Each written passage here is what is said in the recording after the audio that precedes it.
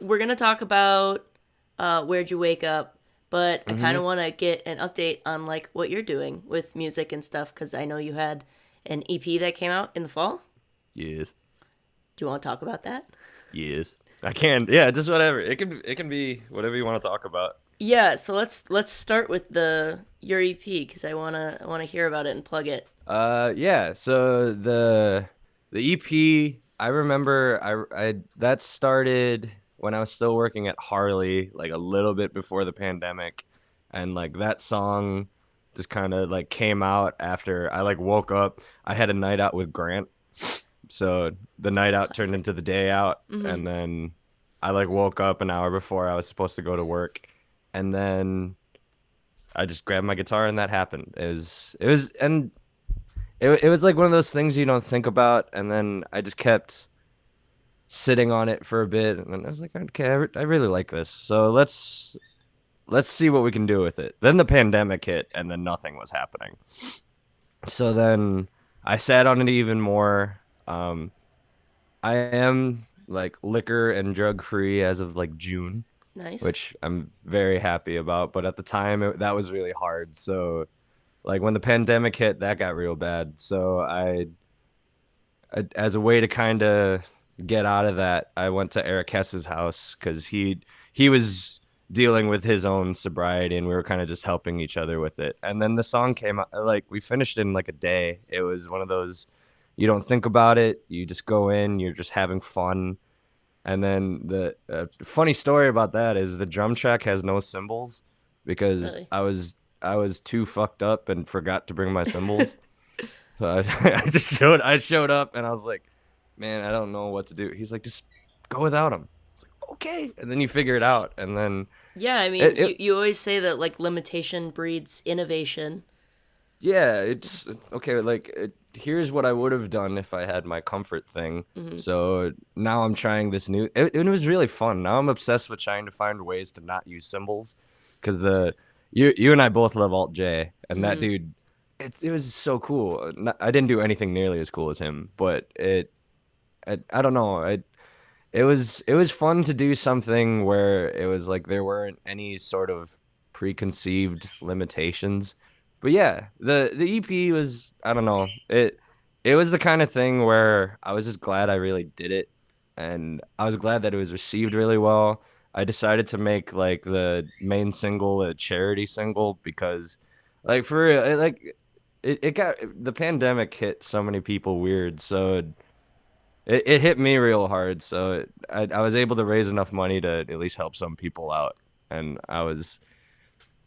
I don't know, it's cool because like now my life is 100% surrounded by music. My job, I run the music at a nonprofit, Hmm. and I'm knee deep in production. I'm knee deep in booking bands and running sound and like video editing. So it was interesting. You write all those songs because you're in a really bad spot, and then once you kind of like if you just talk out your problems, like good shit just happens. Hmm. And that I look really fondly on all of those songs, no matter what. So it's called "So Strange" if we're plugging this. Yeah. So Strange by Mark Soriano. It's I'm assuming available most places. Yeah, available Spotify, Google Play, whatever freaking what's it called? DistroKid puts its stuff out on. Yeah. So I iTunes. always say that. I'm just like pretty much anywhere. I don't Yeah. know. I always click the one that has all the logos. When I go Yeah. I'm like, okay.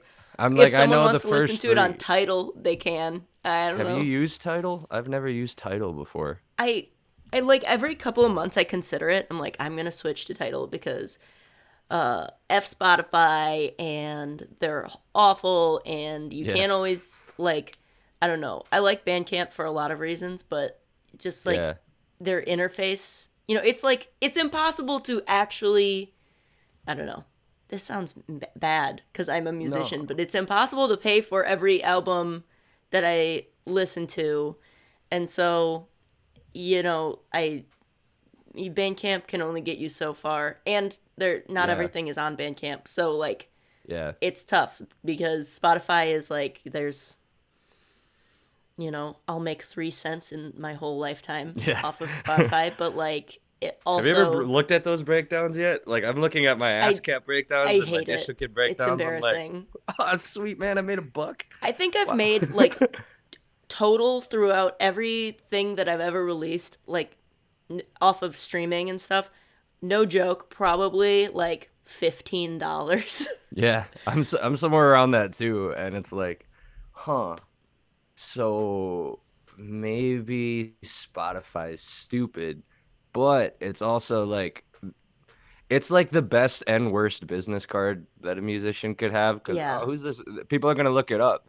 I'd prefer if people came out to like a show or because it's hard to print physical copies of any. That's why I didn't do anything of the EP physical copies. It's expensive. It's Yeah. really really expensive, and And I don't especially if know. you can't do like shows and stuff, like if you have a physical copy, like people, I think generally people who come to shows are pretty decent about like buying, CDs or something at a show. But Hmm. outside of that context, really it's hard to then get rid of them. And, they're like minimums. So, you have to print like 100 or 200 copies.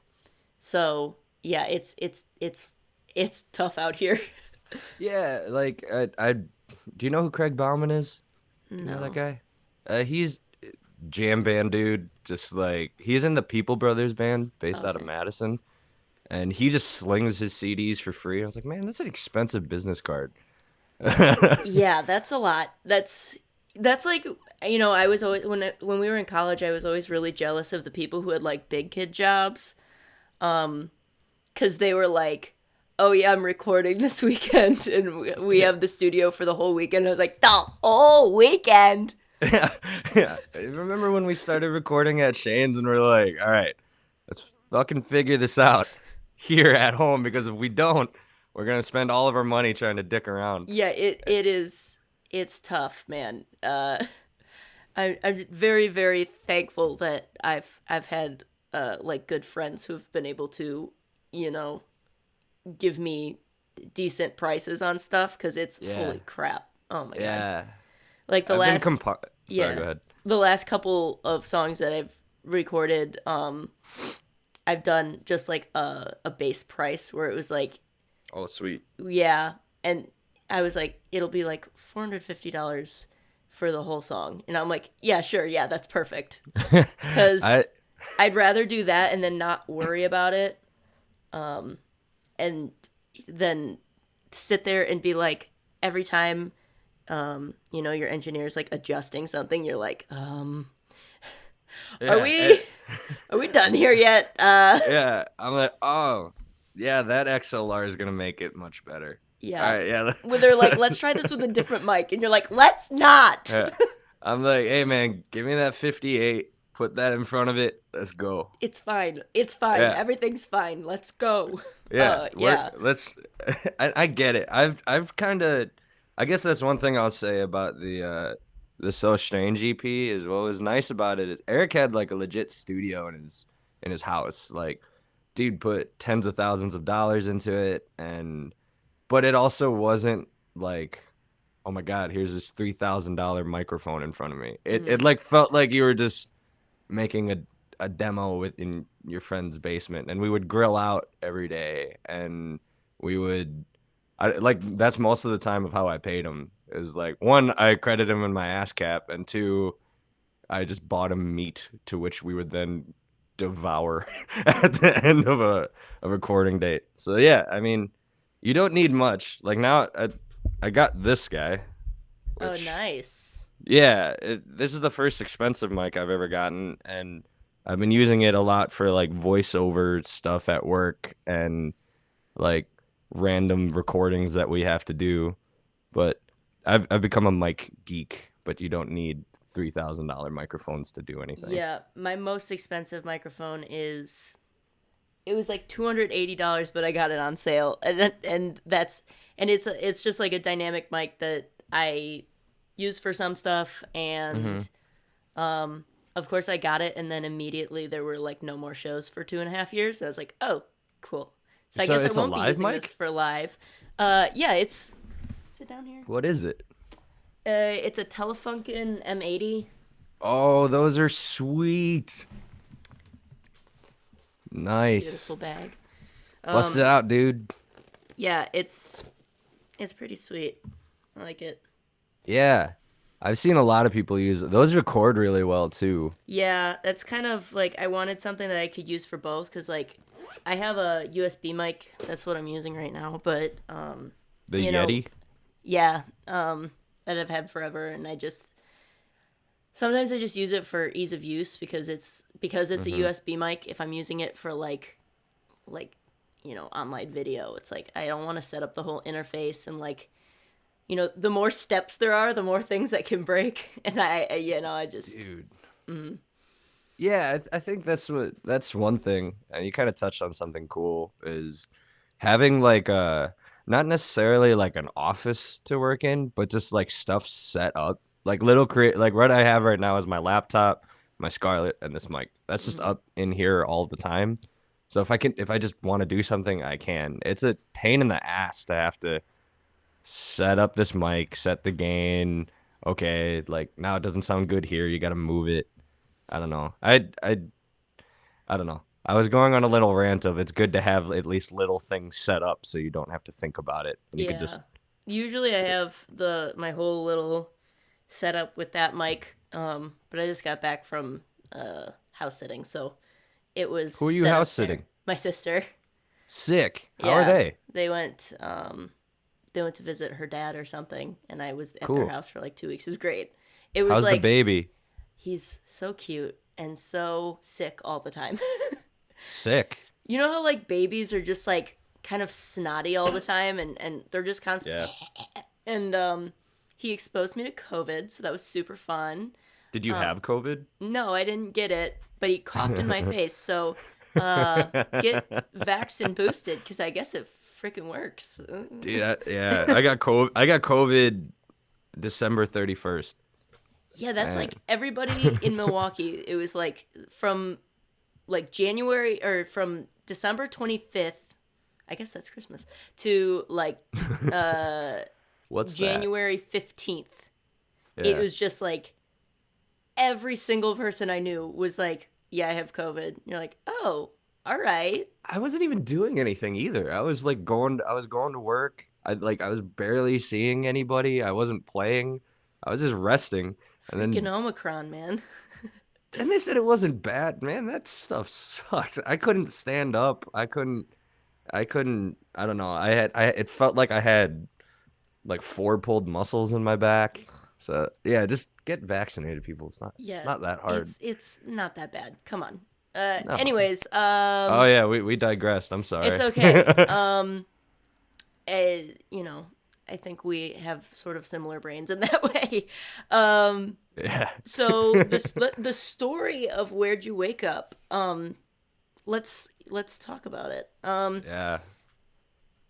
From what I recall, it was literally the day we finished recording the first Akko album.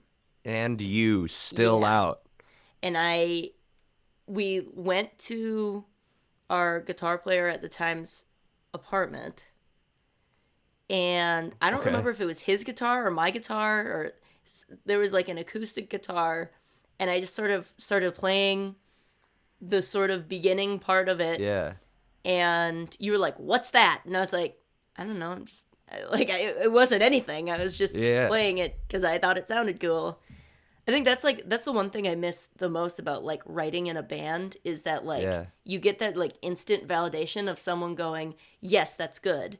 Where like when you write by yourself, you're just like, "I don't know, am I a hack?" Like you have no I idea mean- if it's good at all until it's like recorded and out.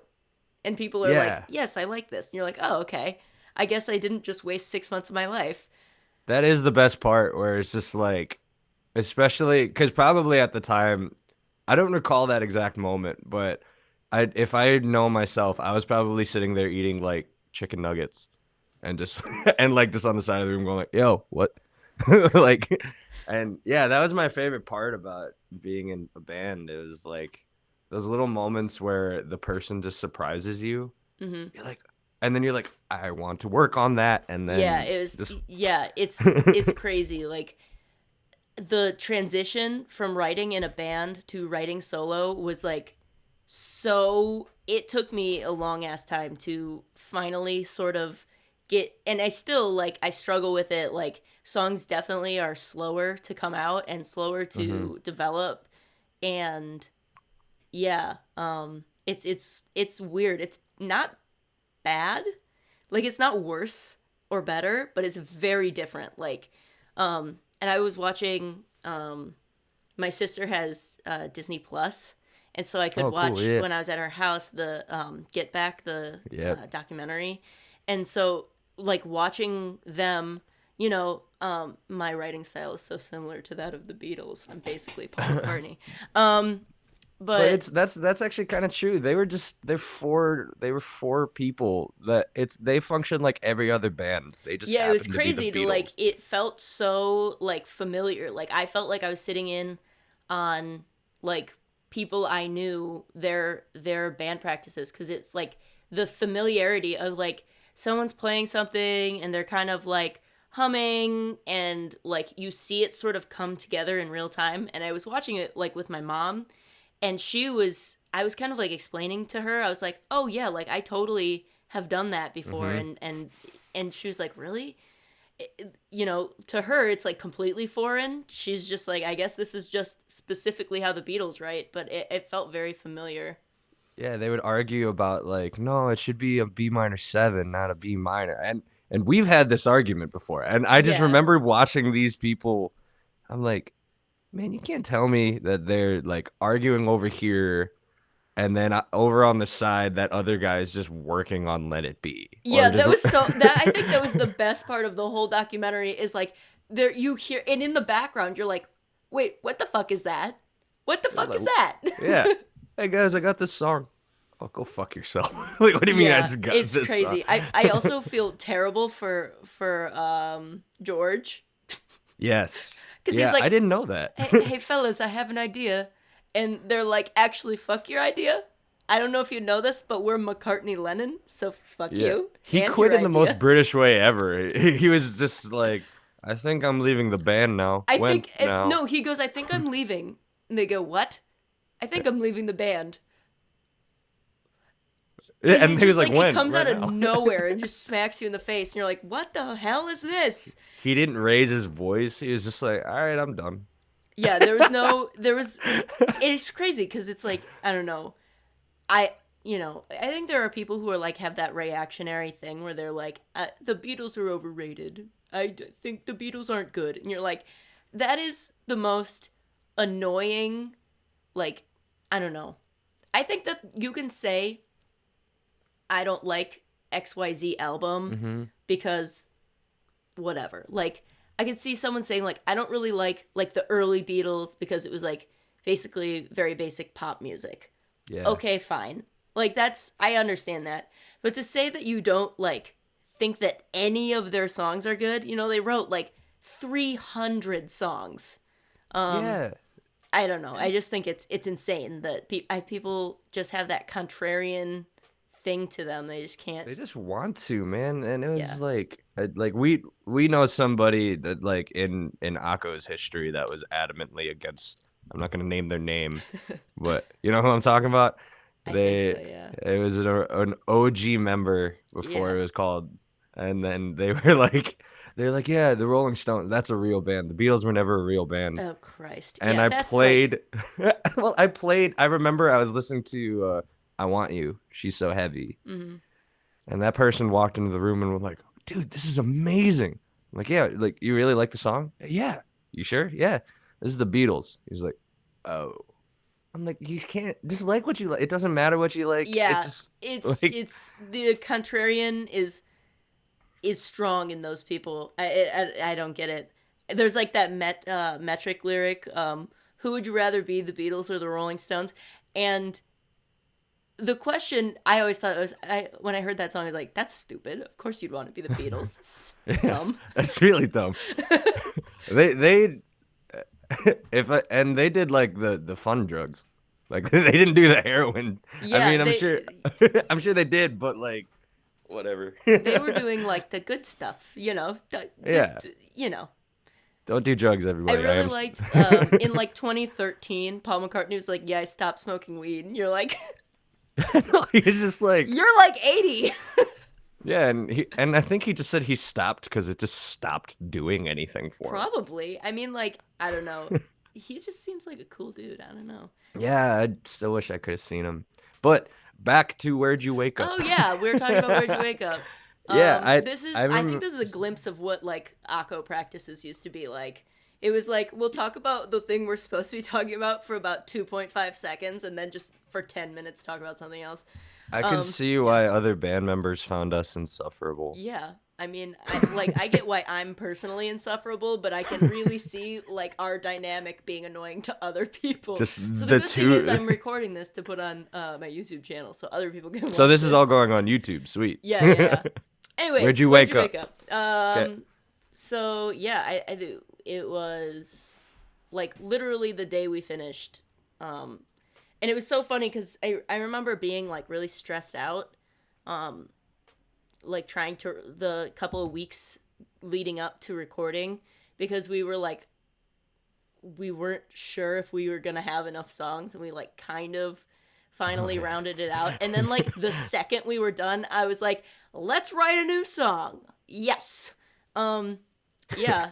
And then so I think you came up with the lyric just like Where'd You Wake Up? The first couple of lines. Yeah.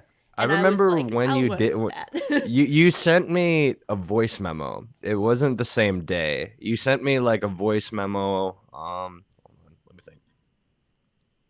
I think it had to have been like a day or two after, and you sent me the chords, and you kind of did like the phonetic, like Yeah.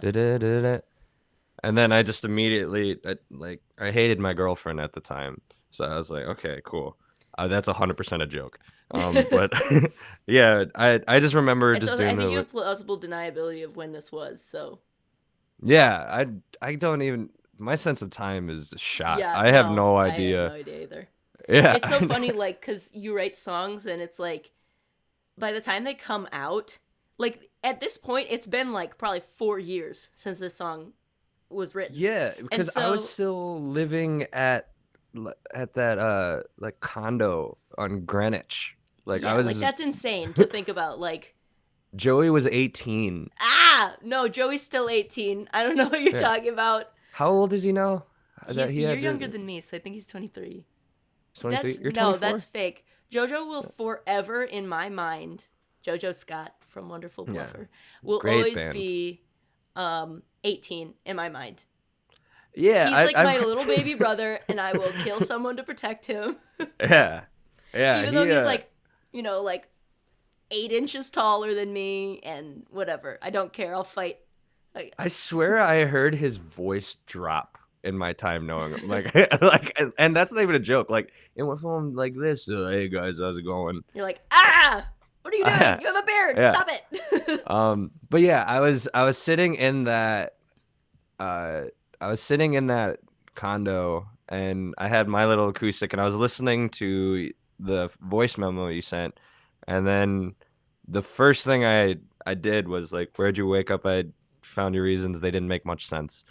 I was like, oh, that's good. And then I wrote another line. I'm like, that's not as good. So then, if I recall, I sent you that. I texted you the lyrics, and then I was like, keep the first like 2 lines. I don't care what you do after. Yeah, and I think that's exactly what I did. I think that Where'd You Wake Up?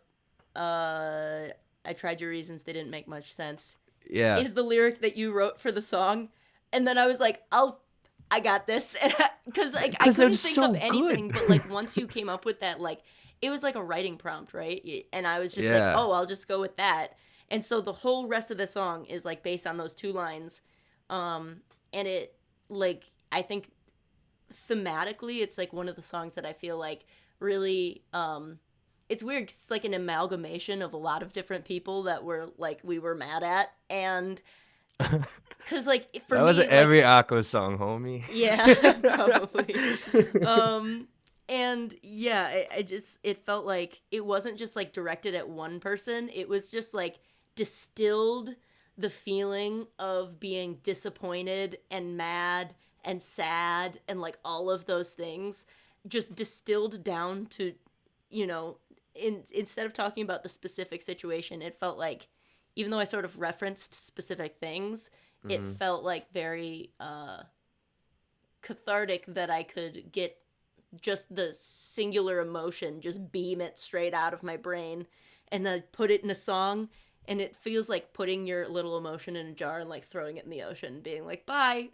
Yeah, and it felt good. I remember when like that song was getting more fleshed out and we dove into the studio. I was like, the entire time I was thinking, I was like, this is good in the sense of like everyone knows this feeling, Mm-hmm. and it was something that like we were dealing with. I don't remember entirely what. How old were we when the first Akko thing came out? I think I It, was it was 19, which is very funny because I just had a radio interview where I was talking about, I gave the time frame of when the album came out, and I was like, I think we were just sitting around drinking beers, and I was like, I yeah, mean, yeah, yeah, drinking root beers. yeah. Every bar we played, we were of age for sure. Yeah, someone asked me like, have you ever gotten kicked out of a show? And I did get kicked out of a show, but one time, um, they let me play the show, and then after the show, it was with, at the time, the Boondoggies, I believe, because No, Mike was playing my that with us. oh Mike was, because I remember Mike being there, and I Yeah. remember getting kicked out and crying on the streets of Eau Claire because I was like, Oh no, yeah, that was at the Eau Claire Jazz Fest, and the dude was being such a jackass. and I just was so, I don't know, like, I was like, I'm in the band. I'm not drinking. Just put an X on my hand. And he was like, I didn't want to be combative because I still wanted, Right, like, I didn't want to yell at him right. because I wanted to play the show. And I was like, he's at least at this point allowing me to play the show. So I didn't want to keep arguing with him and have him be like, fine, just don't play. Because then at that point, that would have been like it would have That was been, yeah. you know, I remember talking to him and just going like, "Hey man, like she doesn't even really drink." yeah, like And I will drink, even now, I'm like, I drink beer. yeah. That's it. Well, I think I said something like, "You got to worry about the rest of us. Don't worry about Yeah. like you're gonna now you have pissed off people that are like old enough to drink and now are angry with you." Yeah, that And was, I was much angrier at the time. Like so, I was just like like, so it was so stupid. I don't know. And in Wisconsin, of all places, like, who cares? Oh my god, we've yeah. all been in bars since we were like children. Uh Not me. My dad is Jaime Soriano. oh yeah. I mean, Jaime is very cut and dry, very, um Yeah. Still never had a beer. uh peace to Jaime. He's like, I'd say like all-time favorite old people. He's Like, turning 70 this year. that's, no, that's not real. I don't know what you're talking about. Yeah, he's turning Uh 70, man. He's finally graying. Oh my god. No, he's not allowed to get old. I don't know. I know. I know. His English is getting worse. It's really funny. As he's getting older, his English is getting dramatically worse. He's Even when probably I just talk to him, I'm leaving the like, "What are you house talking about?" less. I think so. I Probably have no he's just idea. like sitting in the house talking, just like speaking Tagalog with your family and never leaving. And then he comes out of the house and he's like, "Oh god. Oh god. I Yeah. have to speak English, fuck." Yeah. Yeah. Oh What are we god. talking about? I don't know. Origins of Where'd You Wake Up? I'm trying to think. I remember we played that a couple times live too, right? Like we played We that. must have, cuz I remember, I think I played it, I know at least once because I had um it was weird. It was before I really played any solo stuff, but I played a one-off Sorry. solo show that my friend Kat invited me to and was like, "Hey, um, it's like an artist showcase, whatever." And I was like, "Yeah, I guess I'll play," because I had never played in like a real venue in Madison. So I was like, "I'll do it." Oh, is this And Cat from Cat in the Hurricane? it is Cat from Cat in the Hurricane. Yeah, Cat in the Hurricane, Farnsworth. great band. The Sorry EP, go stream it. They be cool people. Yeah, they're very awesome people. Anywho, yeah, so I remember playing it live a couple of times, and it's interesting. Like it felt like every other song that we played live a whole bunch got a lot of changes to it as we played it live, because it, like, I don't know, there's something about playing it in front of an audience. You kind of see what plays to people's I don't know, expressions, and who likes what. And it felt like that song, it really didn't change a whole bunch when we played it live, which was an interesting experience, because it felt like every other song that we started playing live before we started recording it was the opposite way, where it would just change a whole bunch and like be kind of unrecognizable from like the demo version. And then this is, so now this version that's coming out is like, it's weird because we had it like pretty much recorded except for like finishing touches. I think so. Yeah. And then me and Shane went back and changed a bunch of stuff. Like, just was at a certain point, I was like, I looked at Shane. This is Shane Olivo, from Shane Olivo Audio. The amazing. And I just looked at Shane and I was like, we have to stop changing this because it will never come out. Like, we were just like, we would go back and we'd be like, oh, maybe we should go get Shaku to put some beats on it, and like change this part out, and like, oh, I don't really, let's do a different keyboard part. And it was like, eventually I was like, okay, we're like really, really never gonna finish this song. And it, I really just put my foot down. I was like, no, we're gonna stop changing it. This has to be the final mix, or I'm gonna lose my mind. Yeah, when Shane gets an idea, it's hard. Like oh, what if we add this beat and then put it through this filter, and then we're gonna reverse it, loop it on the third bar of that, and dude, and like, and you're what like, did you just say? Okay, you can try that, I guess. And then he spends like 24 hours doing it, and he'll go, Yeah. I tried it, I didn't really like it. And you're like, Yeah, dude. Shane.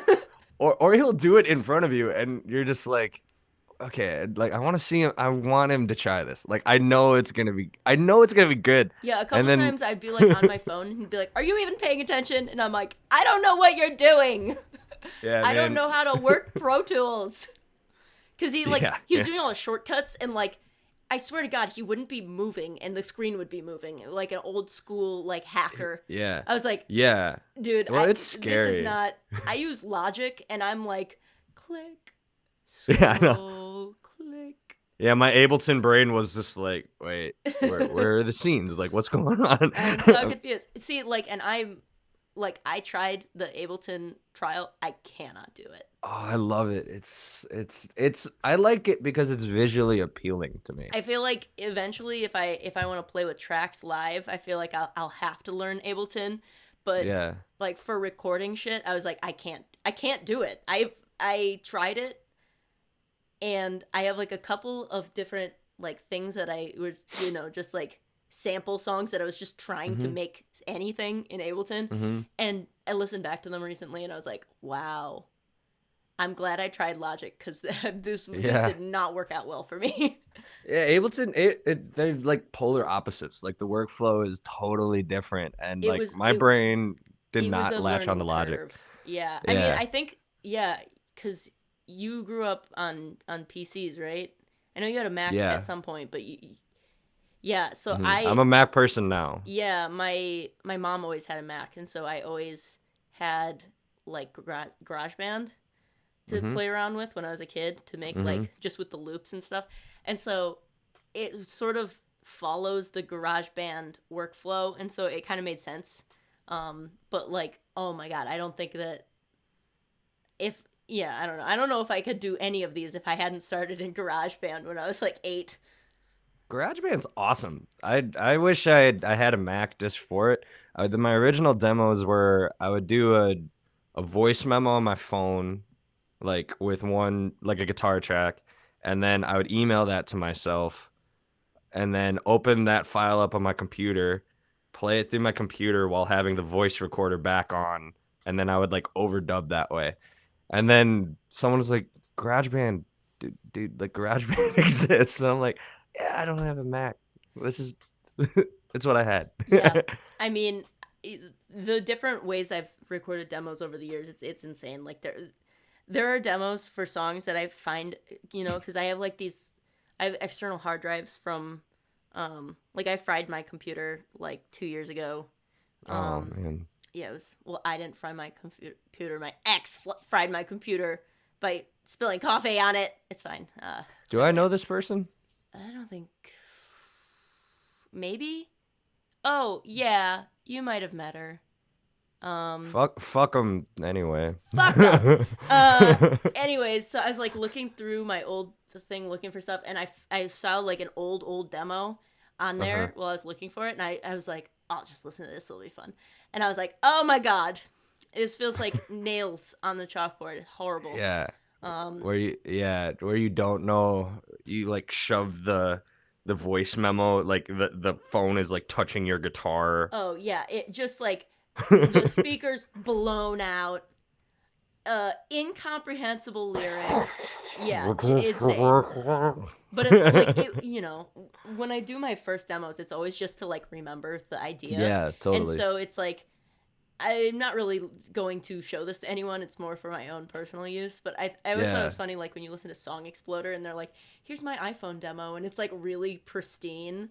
Or like Sufjan Stevens did the Carrie and Lowell iPhone demos, a whole album of the demos that he released, and I was like, that's so embarrassing for me personally because I have to live with the fact that I could never do that. Field recorders are the way to go. I've gotten on the field recorder train now. Just like the Zoom H1N, it's like $120, and that thing works awesome. We're never gonna talk about Where'd You Wake Up if we keep going down this. Dang it. Yeah. Is any of this usable? we like kept changing stuff and overdubbing stuff. Yes. And blah blah blah blah blah. And eventually, I just told Jane like, we really have to just be done here because I'm gonna lose my mind. This song, it started as an Akko song, but it was like the only one that was like, or I guess there were like two songs that we had already recorded that were sort of like not really attached to a project yet. And so we split them down the middle, and we we took joint custody. We split our children, and we broke up and took custody over this song. Yeah, so Where'd You Wake Up? I was like, I'll release that under mine, and I think you got Preach. Was that? I think so. No, yeah, and I haven't really done anything with it. Yeah. And we were. But yeah, I was think just that's like, what happened. I will release it, and you will be credited as a co-writer, and that works for me. And really, you wrote a lot of the song, man. Like, I'm glad that I thought of like the hook and the title, and I'm glad. Like, one thing that I'll say about it is I'm really happy with where you took it, because it was almost like, even if you take it out of the song context, it was like a friend saying what you couldn't figure out how to say. You know, when you have like those kinds of moments, like that was the coolest thing. Like, and when we would play it live, I just remember, because it was a pretty simple song, and I would play guitar. I remember I would come up and play, and it was so simple that I could like actually like listen to what was happening. Yeah, that's always fun. And I was like, this is good. I'm really happy with what you did with it. Yeah, I'm happy with it where it turned out. I'm glad that, I don't know, I'm glad that you're doing like insanely well. Thanks. You know, like you got a couple nods for like end of year lists and stuff, and I don't know, I'm glad that, it's that we're not bitter bitches anymore and can actually talk. Yeah. I mean, I'm a bitter bitch, but not about this. Uh, No, no. This I'm, is nice. We haven't talked in probably a year and a half or something. yeah, I mean, it's probably about that time. I mean, I don't know. It's weird, like how you can just sort of get back into it though. Like, it doesn't feel. It's yeah. I know you have certain people in your life that you feel like no time has passed since the last time you saw them. Hmm. Even if it's been months or years, like and I'm very lucky in my life to have um, quite a few people like that, and you are one of those people. You too, dude. I'm really proud of you. Like anytime you release something, I'm like, sweet. There was one time 88.9 played uh my song If I Saw You Walking, and then like I was at work and I usually hang out in the gallery and I'm blasting music. Usually 88.9's just on. It's like, oh hey, like there's my song again. And then afterwards, Joyride played. I was like, fuck, that's such a better song. Like I was sitting there and I was like, yeah, fuck. And I kind of had this cool like, yeah, go get 'em type thing. So it was. I'm really happy with what you're doing. Thank you. Yeah. Yeah, it was really great to talk. Go check out Mark J Soriano. I'll throw those links and to your like socials and stuff down in the description. Um, Go check out Mark. Go check out JoJo Scott and Wonderful Bluffer. Check out Cat in the Hurricane. Check out Matt Froelich is writing music Matt again. Froelich is back in the game, Yeah, kiddos. Nolan Benson. I think he finished his book. I don't know if it's Nice. out, but I think he finished his book. Good job, Nolan. Who Yeah, else I was a mean, Nako? go check out. Oh, I almost just said the Boondoggies. Oh, go check out. Um, I don't know what are your other projects that you're involved in. I I'm know still there's like playing a in thousand. Dropbear. I'm still playing in Dropbear. Playing it with a fellow kinsman, which has really been fun. The Oxleys every now and again. More Drummers, solo am I songs are right? coming. Yeah, and and more solo songs are coming, and I've gotten pretty knee deep in just working in a lot of things, and I'm very fortunate that I don't. You remember when I would always just be like fuck real work, like yeah. Well, I kind of joke around with my mom because I'm she sure said she there. loves that. She was like Mark. Remember when I said I don't want you to do two things, and that was to be a musician and to get tattoos. But now I get a 401k for it, so and then I Sorry, mom. get all the tattoos I want. Yeah, yeah. Jaime Nieves are the last shout out. Yeah. I would say I am also going to reserve my last shout out for Jaime and Nieves because they are like, you know, they were like a second set of parents in college when my parents were, like minimum 100 miles away, Hmm. maximum 2,000 miles away, like it was very nice to uh go to Greendale and have a home cooked meal. Again, shout out to Jaime Nieves because they're like top 10 coolest people. And Yeah, Rebecca. and Rebecca. We're Shout just gonna out. shout everyone out. Yeah. Anyways, yeah, thanks for talking with me. It's I don't know. I'm very thankful that you were able to drop by in a sense. Um Cool. yeah, have a good day. You too.